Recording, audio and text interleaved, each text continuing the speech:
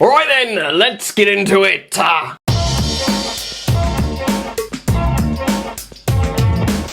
Yo, what's going on, people? Welcome on back to Football Therapy with me, your host, Jan. As always, I do hope you're doing well, mate. I really do hope that. And welcome on back to Chelsea News, of course, the daily series here on the channel where I reflect on what's being said about Chelsea, giving you my thoughts on it, giving you my feelings on it, but more importantly, as always, asking for yours. And as we are in the cold depths of the international break, it's the perfect time to look a little bit closer at the big problems at Chelsea at the moment off the pitch, because of course the vibes are back. A last minute winner against Liverpool certainly kept all the Chelsea fans smiling at Stamford Bridge, maybe even loving Enzo Maresca a little bit more, seeing him run and celebrate with the players. That always endears you to the fan base, doesn't it? Remember Antonio Conte?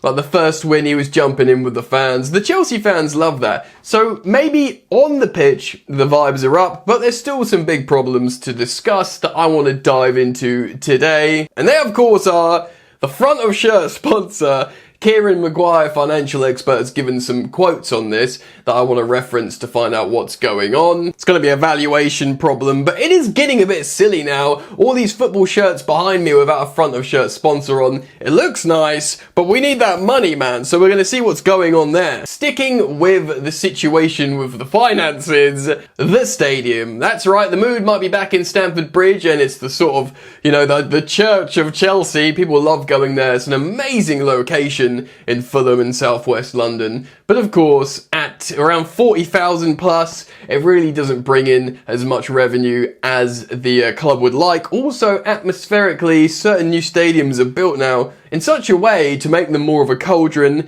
and Chelsea's atmosphere has fluctuated at times, you know, good and bad. If you look at the Tottenham Hotspur Stadium and indeed other new stadiums, building them in such a way to sort of make the atmosphere and acoustics better is just sort of helpful for your team at this point. What I want to do here is cite something that Matt Law of The Telegraph has said regarding this and the ownership, that he spoke a few weeks ago on the London is Blue podcast. And of course he's got his own links into Chelsea, so don't shoot the messenger. He's the one who said this. We'll get into that afterwards. So, welcome on back. If you want to support the content, you're welcome to. All you need to do is just drop a like on this video, maybe some of those hype points if you've got any spare. And of course, if you want to subscribe, everybody's welcome. Hit the bell if you choose to subscribe. Worth mentioning at the moment, a couple of updates. I should, touch wood, fix the audio. I've messed with some settings with the new mic. I like the lapel mic because it means I can gesture with my arms and I feel a little bit more free to speak to you guys like that. Also, the transition animation's broken, so I'm getting a new one made. Technology, man, so there's just going to be, like, you know, no transitions, which feels a bit weird for me, but I'll get another one in, freshen it up a little bit. But there is your public service announcement regarding the technological difficulties. Anyway, we're going to hop in and start off with the front of shirt sponsor. So I'm actually going to reference the Chelsea Chronicle here that I've got his quotes from Kieran Maguire, and we're going to read what he says and learn a little bit more about the front of shirt sponsor. Situation! I don't need to remind you, under this new ownership, we've had a little bit of problems with front of shirt sponsor. We had a sort of temporary couple of sponsors in terms of Infinite Athlete and Damac, but that's it so far. Nothing serious, nothing long term. I don't need to remind you that, but there's the reminder. Let's jump into the quotes. Like many other disputes in football, it all comes down to price and perception of value. The price that Chelsea have been quoting to sponsors has been one where that everybody else has walked out the door. Oh dear. It's a bit like Spurs and the naming rights for White Hart Lane. It's known amongst football fans as the Tottenham Hotspur Stadium, as it is known to the media. Yeah, all big clubs are trying to name their stadiums now, so like the Spotify Camp Nou, you know, like the Emirates, the Etihad. What will the new Stamford Bridge be called? It'll be called the something Stamford Bridge. Qatar Airways Stamford Bridge. It's unsavoury, it's not nice, but this is just what's happening. It's a case of getting the deal done for both parties. Chelsea believe that having won the Premier League in 2017 and therefore becoming world champions in 2025, the value of the club significantly higher than what would appear to be the case from an advertiser's perspective. Maguire does concede Chelsea has a global fan base and is appealing in many many ways, but advertisers don't see Chelsea as necessarily Chelsea see themselves, and there's certain elements that advertisers want to get out of Chelsea that perhaps they don't see the value in at the moment. Kind of vague, right? So, we had this strange deal a couple of years ago with Infinite Athlete, which was certainly lucrative for Chelsea, but that kicked in after the start of the season. Nothing last season until the last couple of games, and of course nothing this season. Kieran Maguire would continue to say that Chelsea's lavish transfer market work is a result of them falling behind when it comes to other revenue. He says this, yeah, it's great if, for the fans don't like logos on the front of their shirts, it's absolutely wonderful, but when you've got Man United getting £70 million a year from Snapdragon, when you've got Liverpool with a really good deal with Standard Chartered, Spurs are probably on 40-ish with their new sponsors, and so on. It does create a bit of a gap. You add to the fact that Chelsea get lower match day receipts, match day revenue, more on that in a bit, guys. And it means they have to overwork, in my view, in the transfer market in order to be competitive. Yeah, true, but personally, I think Chelsea will always do that. They saw Chelsea's strength when they bought the club, the new owners that is, that we were really powerful in the market. Even under Abramovich, sure the model wasn't buying young and selling, but we still were really good sellers under the director Marina Granovskaya. She of course got great revenue for the likes of Diego Costa, Alvaro Morata, Eden Hazard, like really strong valuations. Like we never got mugged off like Man United. So we were always very strong at selling. I think that was always part of the plan, but maybe we wouldn't be so aggressive in the transfer market if we were bringing in much more match day revenue, if we had the lucrative deals with sponsors. It is very peculiar. We're going to get into the stadium in just a moment and how that relates to the rift in the ownership. But with the sponsors, surely everyone can agree, yeah, we need a sponsor. It would be so interesting to be a fly on the wall in these negotiation rooms, like whether it be like Qatar Airways or whoever it is, the sponsors that Chelsea are currently speaking to. Of course, we've all got our favourites. We've all got our like dreams, like Nintendo, that kind of thing. But what, the potential advertisers saying, the fact that Man United gets 70 million a year from Snapdragon is amazing. Just to have their, sponsor, their company affiliated with the biggest banter club in the world, losing all over the gaff. Of course, Man United's the biggest club in England, the biggest fan base. I get it. I'm sort of joking a little bit. But, Tottenham get 40 million. Surely, I know apparently Chelsea won 60, 65, but should they have just bit the bullet and tried to get a 50 million a year deal?